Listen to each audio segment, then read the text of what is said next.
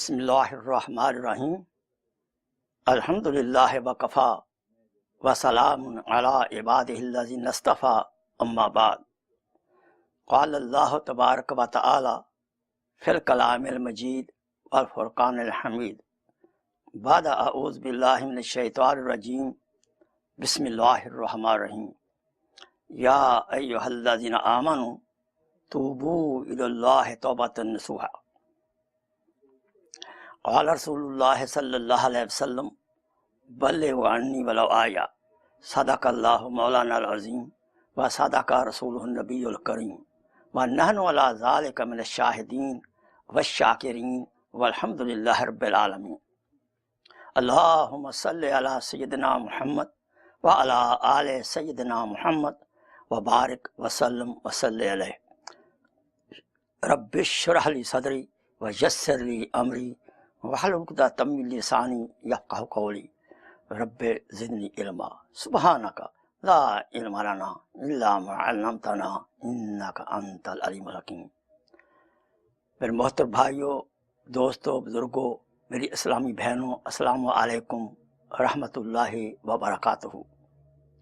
پہلے دو مختصر بیان توبہ کے کر چکا ہوں، یہ اس کی آخری قسط ہے جس کے اندر انشاءاللہ آج کن کن گناہوں سے ہمیں توبہ کرنی چاہیے۔ پہلے تو یہ ہے ہم سب اللہ کی ذات قدوس کا دل کی گہرائیوں سے شکر ادا کریں جس ذات قدوس نے ہمیں ایمان سے نوازا، اسلام سے نوازا، الحمدللہ رب العالمین۔ اب دعا کرتے رہیں، کوشش کرتے رہیں ہم کہ ہمارا آخری سانس ایمان اسلام پہ ہی نکلے۔ تو پہلے توبہ کی فضائل، توبہ کی شرائط میں نے عرض کی تھیں۔ آج توبہ کی اقسام۔ اسلام کیا ہے؟ اسلام ہے اللہ تعالی خالق کے حقوق کو پہچاننا اور ان کا ادا کرنا، مخلوق کے حقوق کا پہچاننا اور ان کو ادا کرنا۔ جو اس میں کوتاہی ہوتی ہے اللہ تعالیٰ کے حقوق میں یا مخلوق کے حقوق میں، جو کوتاہی ہوتی ہے اس کو گناہ کہتے ہیں۔ الحمدللہ ہم اپنی بساط کے مطابق، اپنی طاقت کے مطابق حقوق ادا کر رہے ہیں، لیکن ہمارے پیچھے ہمارا شیطان، ہمارا نفس، ہماری بری عادتیں، برا ماحول ہمارے پیچھے ہے، جو کہ حکم عدولیوں کی طرف ہمیں توجہ دیتا ہے اور ہمیں حقوق ادا کرنے سے روکتا ہے۔ سب سے پہلے سب سے بڑا حق ہمارے خالق اور مالک اللہ سبحانہ وتعالیٰ کا ہے۔ اس میں سب سے بڑا جو گناہ ہم سے ہو سکتا ہے وہ شرک ہے کہ اللہ تعالیٰ کی ذات قدوس کے برابر کسی اور مخلوق کو صفات کے لحاظ سے، ذات کے لحاظ سے برابر کیا جائے، یا اسی لیول پر حاجت روا مانا جائے۔ سو اللہ تعالیٰ کی ذات قدوس کے بارے میں جو ہمیں خطائیں ہوئی ہیں، ہمیں اس کے بارے میں سوچنا چاہیے۔ بعض دفعہ غیر شعوری طور پر ہم سے ایسے فکرات منہ سے نکل جاتے ہیں، ایسے الفاظ نکل جاتے ہیں جس میں شرک کا شائبہ ہو سکتا ہے۔ اس لیے ہمیں اس بارے میں ہوش رکھنی چاہیے اور استغفار کرنا چاہیے۔ دوسرے، مخلوق کے بارے میں، مخلوق کی بہت اقسام ہیں۔ مخلوق کے اندر سب سے عرفہ اولا اللہ کی ذات کے بعد جو حق ہے حضرت محمد صلی اللہ علیہ وسلم کا حق ہے۔ ان کا حق کیا ہے؟ ان کو آخری نبی مانا جائے، آخری پیغمبر مانا جائے، ان کے بارے میں صحیح عقیدہ ہو، اور ان کا عزت و احترام کیا جائے، ان کی اطاعت کی جائے، ان کا غم ہمارا غم ہو، ان کا فکر ہمارا فکر ہو۔ اور قرآن مجید جو ان پر نازل ہوا، اس قرآن مجید کا بھی ہمارے اوپر حق ہے۔ حضور کی حسب اطاعت کی جائے، ہم کسی بدعت میں ہم ملوث نہ ہوں۔ اس کی علماء کی رہنمائی میں ہمیں قرآن و حدیث کا علم سیکھنا چاہیے اور ایسے درس سننے چاہیے۔ حضور اقدس صلی اللہ علیہ وسلم کے بعد جو حق ہے وہ والدین کا حق ہے، یاد رکھیں، والدین کا حق ہے۔ حتیٰ کہ میرے نزدیک شیخ جو ہمارا روحانی رہنما ہوتا ہے یا ہمارے اساتذہ، ان سے بھی ہمارے والدین کا حق بلند تر ہے، خواہ اعمال کے لحاظ سے خواہ کیسے بھی ہوں، تو ان کا حق زیادہ ہے، کیونکہ حدیث پاک میں آتا ہے والد کی دعا اپنے بیٹے کے حق میں ہمیشہ قبول ہوتی ہے۔ شاہرین اس کو آگے بھی فرماتے ہیں کہ ابو امی کی دعا جو ہے وہ بچوں کے حق میں قبول ہوتی ہے۔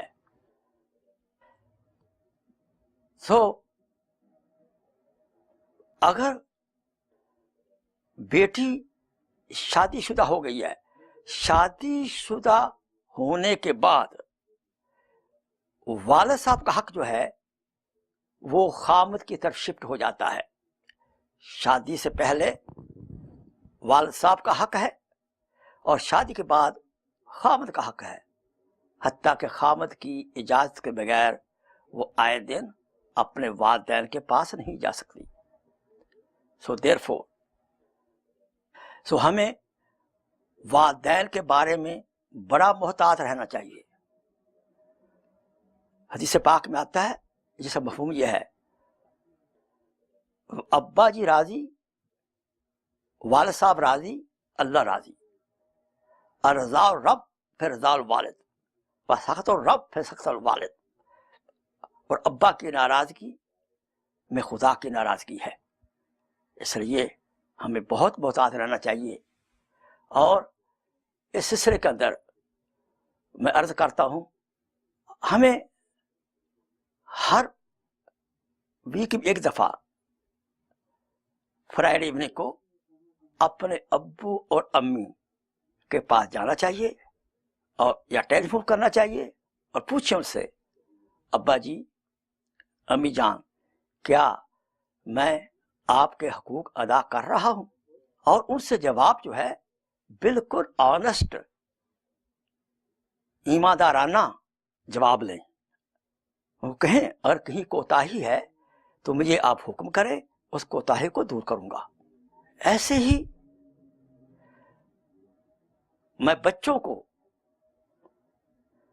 چھوٹے بچوں کو کہا کرتا ہوں کہ اپنے استاد سے بھی کم از کم مہینے میں ایک دفعہ 2 دفعہ اپنے اساتذہ سے اور مرید اپنے شیخ سے کبھی کبھی سوال کیا کرے، کیا حضرت آپ میری تربیت فرما رہے ہیں، آپ مجھ سے خوش ہیں؟ استاد صاحب آپ مجھے علم عطا کر رہے ہیں، کیا میرا بیہیویئر، میرا وتیرہ بالکل صحیح ہے؟ تو اس لحاظ سے ہمیں چاہیے کہ والدین اور اپنے شیخ اساتذہ کی طرف سے کسی قسم کی کوتاہی نہ ہو۔ اگر کوتاہی ہے تو ہمیں معافی مانگ لینی چاہیے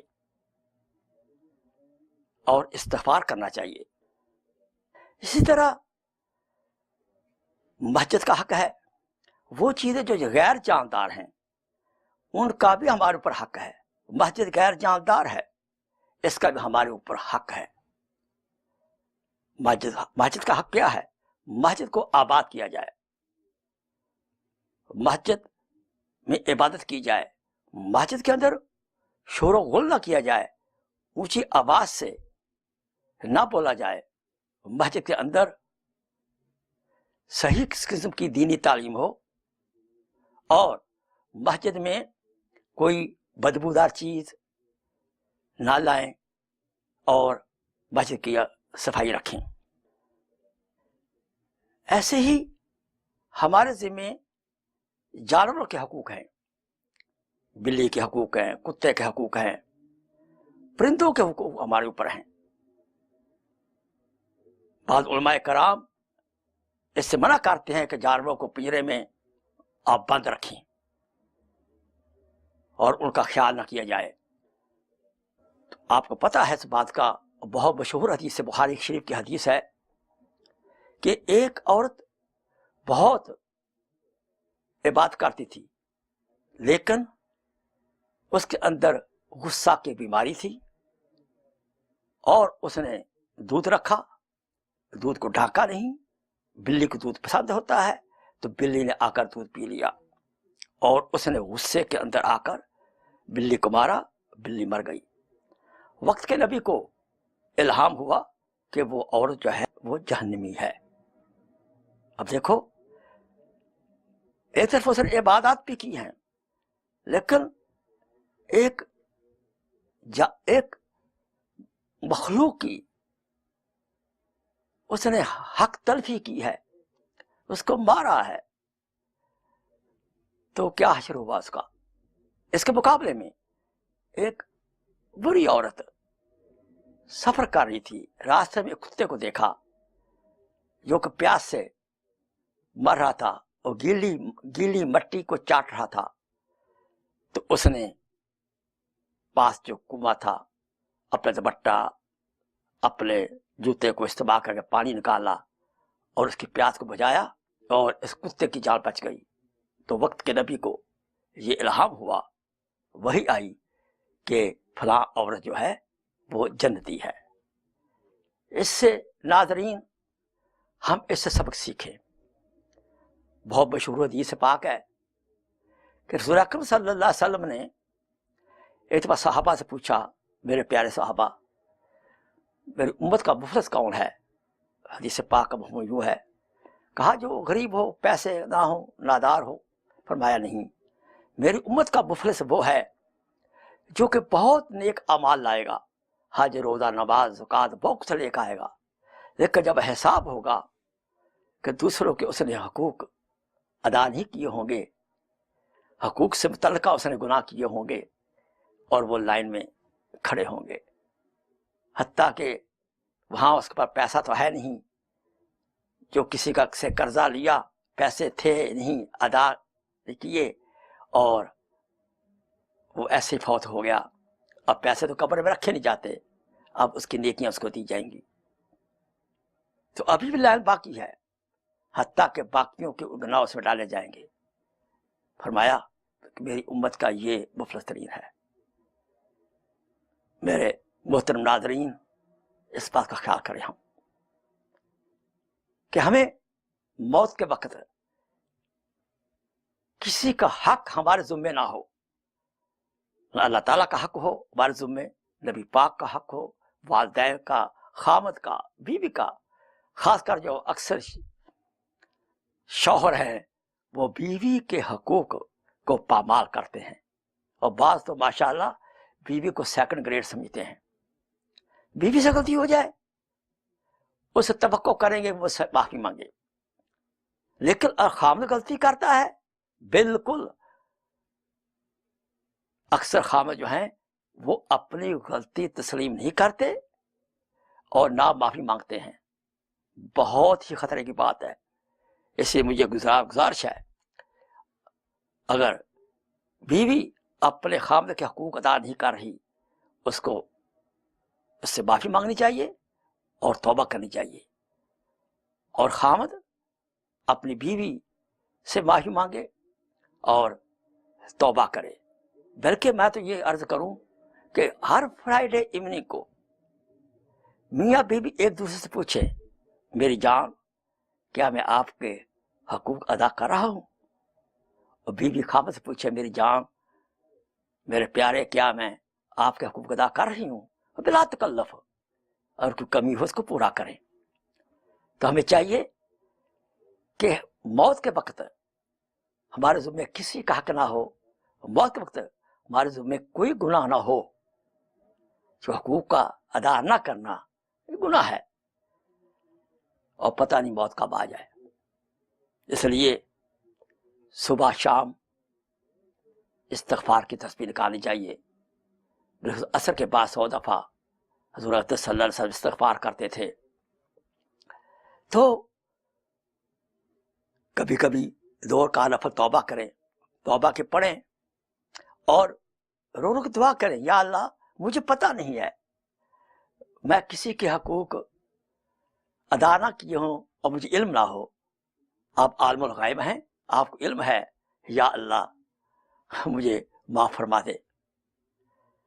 اب آخر میں عرض کرتا ہوں، آپ ایک نوٹ بک لے لیں، میاں بھی لے لیں، ایک پیپر، بیگ بھی لے لیں، اور اس کے اوپر بیٹھ کر جو نیکیاں ہم سے عام ہوتی ہیں اس پہ شکر ادا کریں، ان کو نوٹ کریں، اور جو کوتاہیاں گناہ ہم سے ہو جاتے ہیں، ہم نے کسی کا حقوق ادا نہیں، ان کی لسٹ بنائیں، اور میاں بیوی ایک دوسرے کی مدد کریں، ایسے بچے بھی والدین کی مدد کریں اور والدین بچوں کی مدد کریں، اور یہ جو لسٹ بن جائے، اس کے بعد ایک ایک کوتاہی، ایک ایک گناہ کو ہم معاف کرائیں۔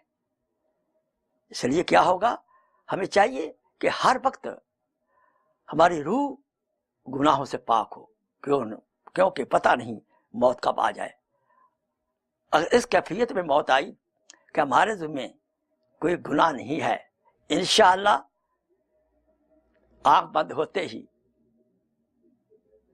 فرشتے جو ہیں ماشاء ویلکم کریں گے، اور قبر جنت کے باغوں میں سے ایک باغ بن جائے گی۔ آئیے دعا کریں کہ اللہ تعالیٰ کی ذات قدوس ہمیں اپنی ذات کے، رسول اکرم صلی اللہ علیہ وسلم کے، میاں بیوی کے، بہن بھائیوں کے، رشتہ داروں کے، استادوں کے، مشائخ کے، مساجد کے، بلکہ باقی مخلوق کے بھی حقوق ادا کرنے کی توفیق عطا فرمائے۔ وآخر دعوانا ان الحمد للہ رب العالمین، سبحان ربک رب العزت عما یصفون، وسلام علی المرسلین، والحمد للہ رب العالمین، آمین آمین۔ جزاک اللہ خیر، شکر کثیرہ۔